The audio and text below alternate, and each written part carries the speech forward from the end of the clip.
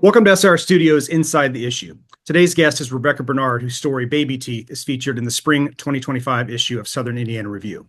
Rebecca Bernard is the author of the story collection Our Sister Who Will Not Die from Mad Creek Books in 2022. Her fiction has most recently appeared or is forthcoming in Oxford American, Alaska Quarterly Review, Cincinnati Review, and South Carolina Review. She's an assistant professor of English at East Carolina University, and she serves as fiction editor for The Boiler and North Carolina Literary Review. Rebecca, welcome to Inside the Issue. Thanks for having me. Thank you. So would you mind maybe starting off just reading from maybe the first part of Baby Teeth for us? Sure.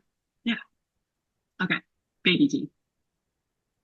A hand she doesn't recognize, knuckles hairy, palms smooth, moves over the contours of her outstretched body. And she wants it even though the want feels wrong, deceptive. She turns on her side, pulls the sheet between her knees, cushioning the ache. Married even in her dreams. But in dreams the desire feels tender, ephemeral as marzipan fruit. As a girl, how she let the sugar lull her to sleep, a distraction. Bright yellow sweetness dissolving against the inside of her cheek, bitter in the morning, but worth it for that brief bit of comfort. Awake now despite herself, Beth silences her alarm before it rings. Nearly time to wake the girls. Marie, a freshman at high school who's missed the bus twice in the last month because of her new makeup routine. And Lola, their youngest, who her husband Jake has promised to supervise. But Jake's version of supervision means a tap on Lola's door, a gentle, wake up sleepyhead, then periodically calling her name from the kitchen table downstairs while he sips coffee and reads the paper. So in reality, it falls to Beth to drag the girl from bed, maneuver her into and out of the bathroom, a somnambulant scarecrow, back to her bedroom to dress, a lackluster attempt at hairbrushing, and then the march downstairs to mope over the lack of sugary cereal that her friends' mothers buy, so why not Beth?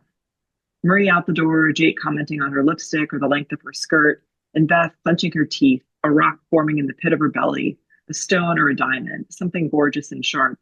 But before anything comes of it, Jake dons his coat, a peck on the cheek for Beth, and it's Lola's turn to be shuffled out the door to the bus stop. Only not today. Today, Beth's driving the girl to school because she's got a dentist appointment. Her annual teeth cleaning, scheduled first thing in the morning, so off they go. A day bright and bird-filled, air crisp and cool. The neighborhood newly awakened from winter's long hibernation. Beth lets Lola ride up front, and as she drives, she listens to the girl hum to herself, rocking her head back and forth, innocuous melody of childhood. They pass the skinny drainage ditch where Lola and Marie used to conduct nature walks when they were little, the public park with its jungle gym, set of swings, field for sports, then onto the main roads and past the post office, the dry cleaners, the giant foods, the familiar orbit of Beth's life, its planet and moons and star. Kids have 26 teeth, adults have 32. Is that right? Yes. Lola takes a finger and counts for Beth, who lets the sound drift against her, a benign murmur. Lola loves the dentist, a fact which Beth finds both convenient and foreign, her own mouth neglected until she was 12, a source of pain and shame. She still remembers the nurse at the clinic after she and her brother, William, were made wards of the state, how the nurse murmured about the number of cavities, gawked at Beth and her brother, and shook her head as if they were at fault, as if a child could be the cause of their own neglect. Unlovability registered like a birthmark on the skin, or at least that's how it felt to Beth at the time. As a mother, she's grateful she can protect her own children from that kind of humiliation, though sometimes she feels uneasy knowing that her formative experiences are exactly what she wants to prevent Lola and Marie from understanding. An unwell mother, a habitually drunk father, the opportunities for abuse bred from poverty and neglect. At times her girls feel alien because they comprehend nothing of her life. Sometimes this makes Beth resentful, as silly and inappropriate as that response might be. In the passenger seat beside her, Lola wiggles a finger around inside her mouth. What are you doing, Lo? Lola removes the finger, wipes it on her red corduroys. I'm seeing how much space there is. What for? For where the new teeth will fit. Right. Beth pulls up to a stoplight. At the bus shelter on their right, a woman with a shopping cart sits on the bench, her body hunched over the cart, lips moving rapid fire. Beth's too far away to hear the sound, but she imagines it's nonsense, the whir of chipmunks. The light changes and Beth yields before turning left. All right. Thank you. Cool. Yeah. So where did, if you don't mind telling us, where did this story come from? What was its sort of genesis? So this story is actually a little bit different because it was actually originally a novel excerpt. Um, and so the novel that it's finished now. It's like in the final stages of revision, but essentially, Lola, the kid in this, is the protagonist of that novel. And so this was a section, like essentially a middle third, where I went into the parents' points of view. And so I had these three chapters with Beth, and three chapters with this other father character. And essentially my agent was like, no, you need to cut this third of the novel. And so I was like, okay. So I was like, well, I guess I'm just gonna turn them into stories.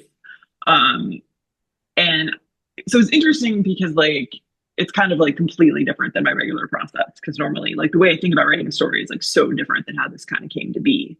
Um, and so basically, I had these three chapters for Beth, and there's an overall arc across the three chapters. But I also kind of discovered that they were pretty close to feeling like stories on their own.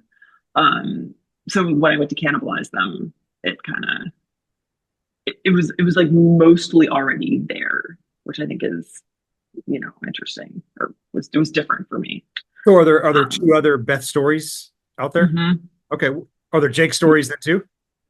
They're not Jake stories. So it's the so she alludes to in the Beth thing, she kind of alludes to like the neglect and the abuse. And I think in Baby Teeth, she kind of mentions being raped. So it's actually the rapist.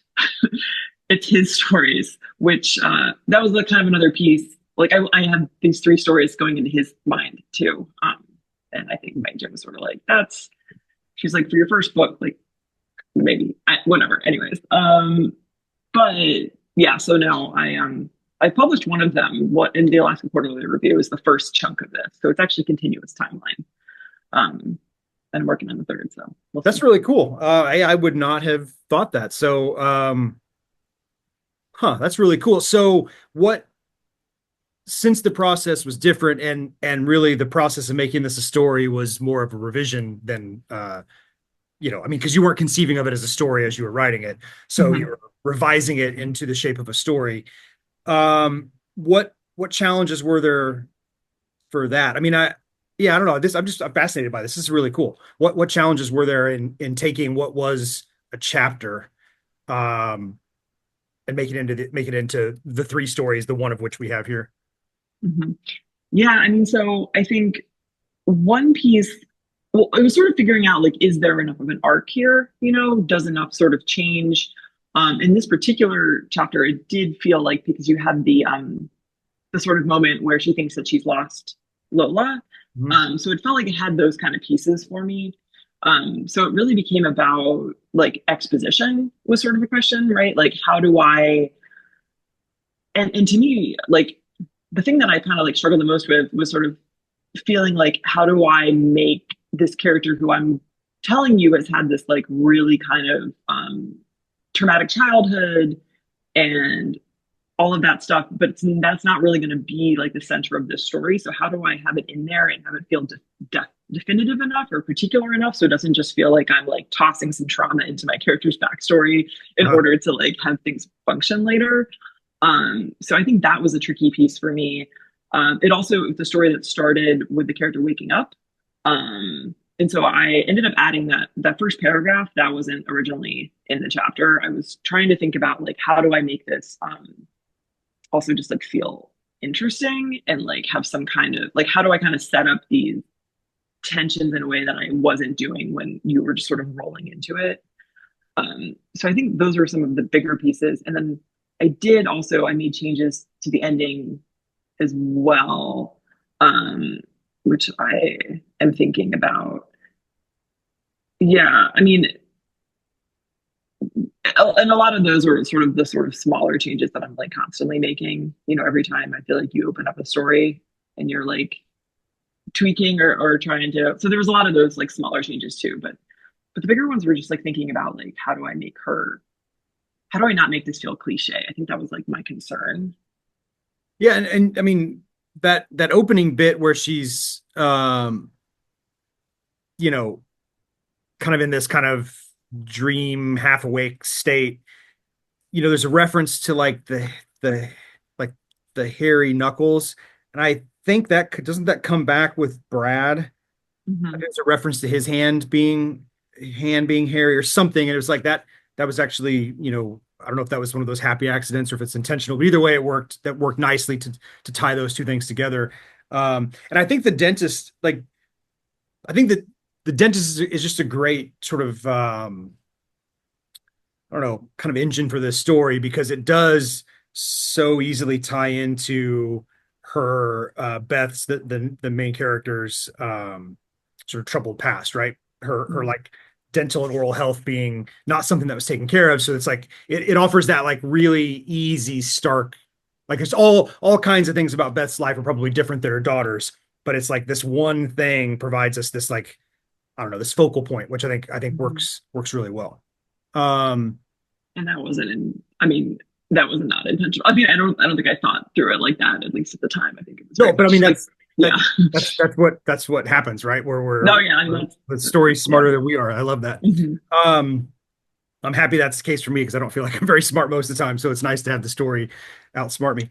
Um, so one of the things, two things. I mean, I like the entire story, of course, but a couple things that just really stuck with me, and it was part of that section. And really, it's something that happens throughout the story, but the first time it happens is in the section that you near the end of the section that you read, where um, Beth, is presumably thinking here as a mother, she's grateful she can protect her own children from that kind of humiliation, though sometimes she feels uneasy knowing that her formative experiences are exactly what she wants to present her children from understanding. And then she said at the end of that paragraph, sometimes this makes Beth resentful, as silly and as inappropriate as that response might be. And that and moments throughout the story, that kind of those kind of hard truths, I think readers in general are we crave that kind of stuff, right? Because it's the stuff that maybe we might think but we don't say or we feel bad about thinking it. And you know, we want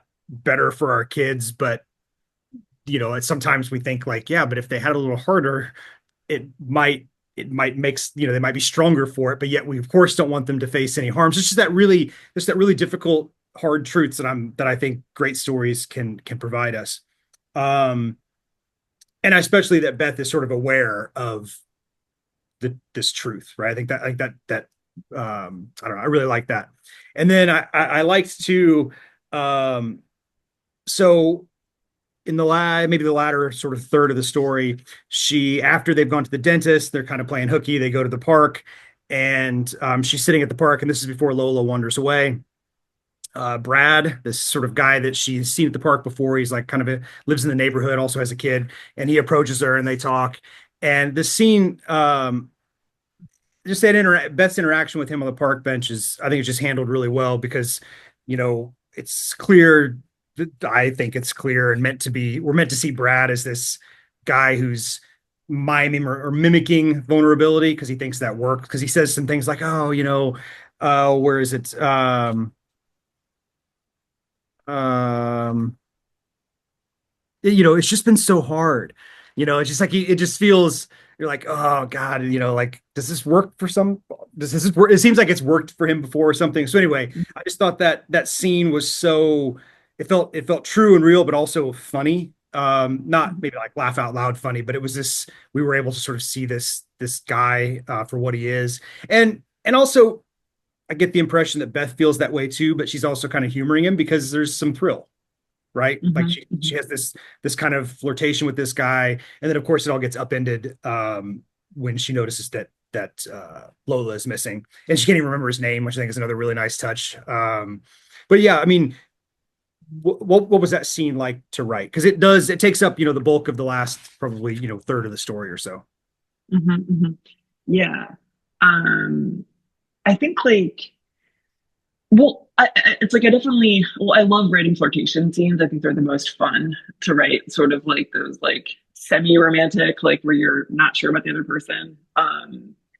Yeah, but I mean, I guess I'm thinking a lot that she has this sort of like fantasy of this person, right? Like he is the man at the beginning, that she's been building up, and then actually the previous chapter to this one, like that is the story also is like a lot of her sort of imagining or daydreaming about this person. And so then I think it's like that versus getting the reality here, which is yeah, that he also I feel like in my mind, he also becomes this sort of like needy person, right?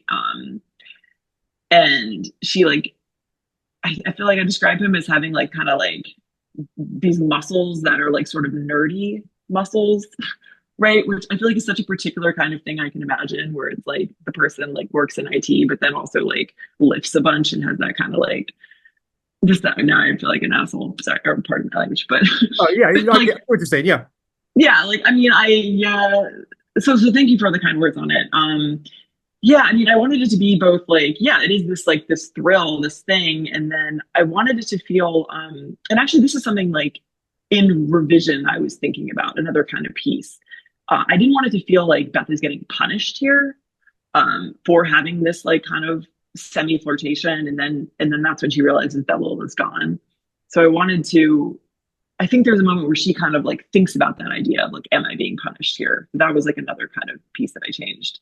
Um, but yeah, I mean, I think I wanted it to start out to seem a little bit oh, like I'm getting to have this it's also kind of like a Chekhov gun moment, right? Because she like thinks about this guy and then, oh, he's in the park, right? So I also feel like inevitably in that way it can't go anywhere good, right? yeah, Um, yeah, but I mean, and then I think it also ties back into those letters that she's reading in the dentist's office about like the yeah, woman who like wants to flirt with everybody, right? yeah, yeah, Um, yeah. yeah, I'm not sure I actually said anything there, but yeah, that's some of what I was thinking about.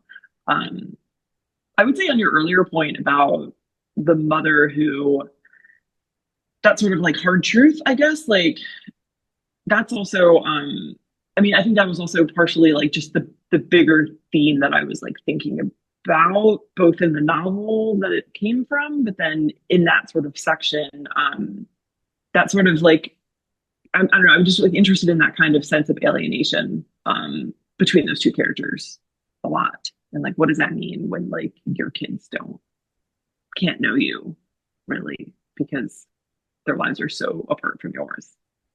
And the sort of shame that she has about it, I think. I don't know.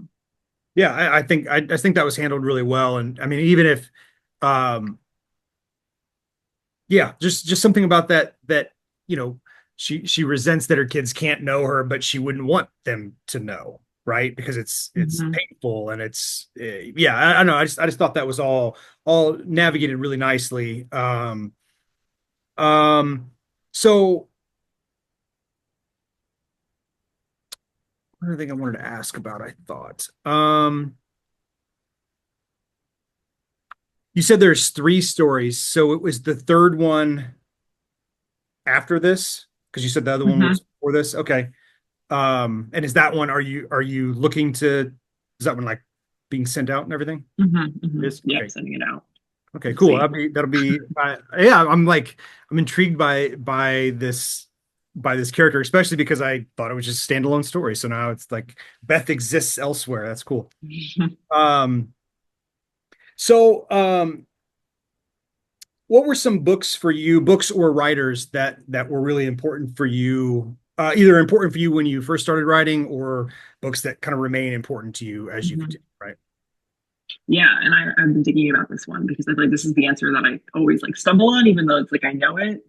Um, so like the first story collection, uh, Kurt Vonnegut's Welcome to the Monkey House. I don't know if you've ever read it, but I read that in like I have not, when but I I think about know. like I mean, it's like I think that he doesn't even really like it, maybe, or didn't really like it, but that's like the first short story collection I ever remember reading in high school. Um, and then, I mean, I think people that have been really, uh, I think a lot about like Julio Cortázar wrote this book Hopscotch. That was another like early thing that I read in like probably right after college or during college.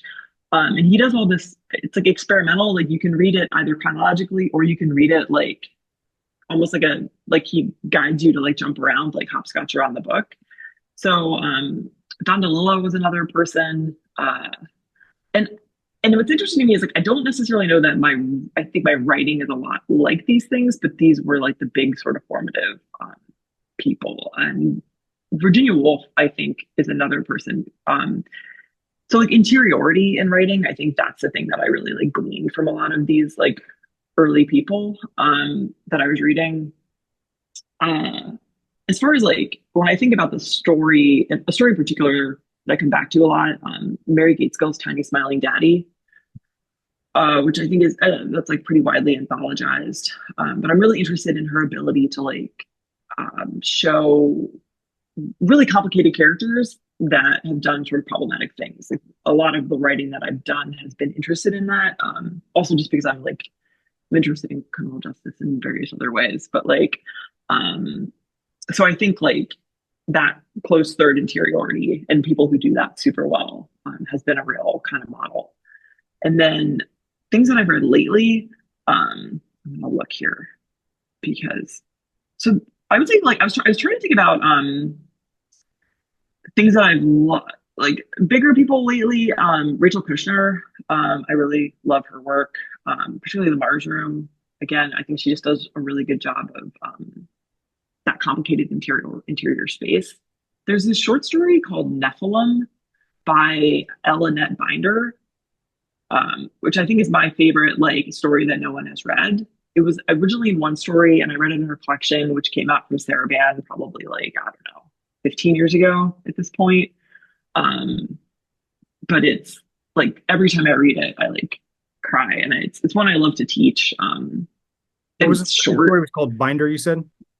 Annette Binder Oh, I'm is the sorry. That's writer. what was the story called? It's called Nephilim, Nephilim, which is like the angel people who are like the kids of angels and something else.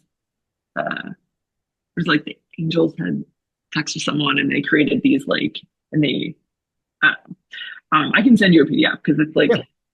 anyways. Yeah, I'm Um, always interested in, especially if it's one that you've taught and had taught successfully. That's I'm always interested in. mm, oh yeah, no, I mean everything in my mind is like, oh, like when I read stories now, I'm always looking for like, is this story doing something interesting that I haven't seen before that I can then teach? Like, Yeah, um, I, I the find concept. I find that some stories I'm looking for stories. I find stories that I love, but I'm like I don't think I could teach that well, or it's doing something that I don't think the students can do yet, and I don't want them. I don't want a bunch of bad versions of that. But I'm always looking for those stories that I can, you know, clearly point to, like you were saying, like, close third interiority. It's like, okay, Hmm. this story does this really well, or whatever. So I'm always looking for stories that can where the those craft elements are not obvious because we're not looking for that necessarily, but ones that are easy to see, sort of to track what the writer was doing. And because there's a lot of stories that I'm like, oh, I'd love to teach this, but I don't think, or I don't think I could do it well enough, I guess. Hmm. Um, No, I've had a couple of those recently where I was like the title story, The Consequences from Manuel Munoz's book, mhm. The Consequences, which Yep. is like amazing, I think. But that story, I'm like, oh my God, the story is so, it's like when I get in the weeds with it, I'm like, the story's so complicated. I'm trying to explain to them. And then I'm like, or there's this last semester I taught Saeed. It's like, I'm not entirely sure how to pronounce his last name, but like, I think the collection's like American Entrapment or American that one. yeah, it's like Sai, Safir Sade, or anyways, he has this story, Metaphor of the Falling Cat, which is about like, I don't know, I taught that last semester and I was like, never gonna teach that again. It was like, I guess, I don't know if you read it. It's Uh, yeah, I don't know what I was thinking, but yeah, I was like, it's such a crazy story. Like, what is happening? yeah. Um, mhm, I mean, I run into that with even like Dennis Johnson. It's like, man, mhm, you know, emergency or car crash while hitchhiking. So those are great stories, but it's like, I don't want you to try this because it shouldn't work. Like, it shouldn't mhm. work, right? Or I don't want Shouldn't a work. bunch of like bad acid trip, nothing happens stories, right? Mhm. Um, or even George Saunders, right? As great as his stories are, I a lot of times will resist teaching those because, you know, yeah, just for the same reasons, right? It's just Mhm. having things that he's able to pull off that I'm not sure other people can. So, Yeah.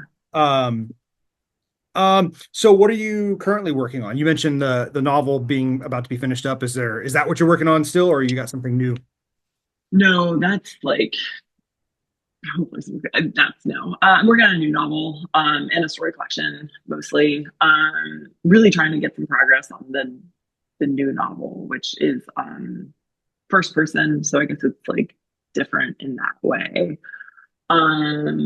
And yeah, I I guess it's about like art and art making and suicide, and there's a bank robbery, so it's like supposed to be funny kind of. So like, as funny as you can get about suicide and that thing. But I think it's like, I don't know.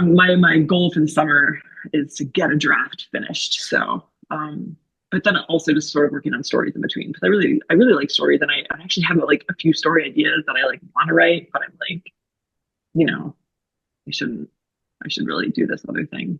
Do you find that, I mean, I assume you started writing stories first, just 'cause I think that's how most of us. Mhm. I mean, do you find that one form, now that you're working, now that you have a novel completed and you're working on another one, do you find that the two forms to be like vastly different in the sense of your sort of role in, or how you approach the two forms, or is it all the same to you? I think it does feel different, just because I feel like I think the thing that I keep struggling with novels is, or particularly this novel, which I taught a screenwriting class, and that was like super helpful for me in terms of thinking about the novel in a way that hopefully will make this next one better, because I tend to write just sort of into the void a little bit. And with a story, it's like you can hold the whole thing in your head, right? And that's the thing with novels, like you can't. I'm like, it's so I'm becoming the person who uses like note cards and like has the like, just so I can like see it, and a lot more. So I just feel like, and especially like the novel that where I'm at right now, I have like the first chunk done, part one, and I'm in part two, which I had been just sort of writing. Like I'm a person who's like every day write a page, you know.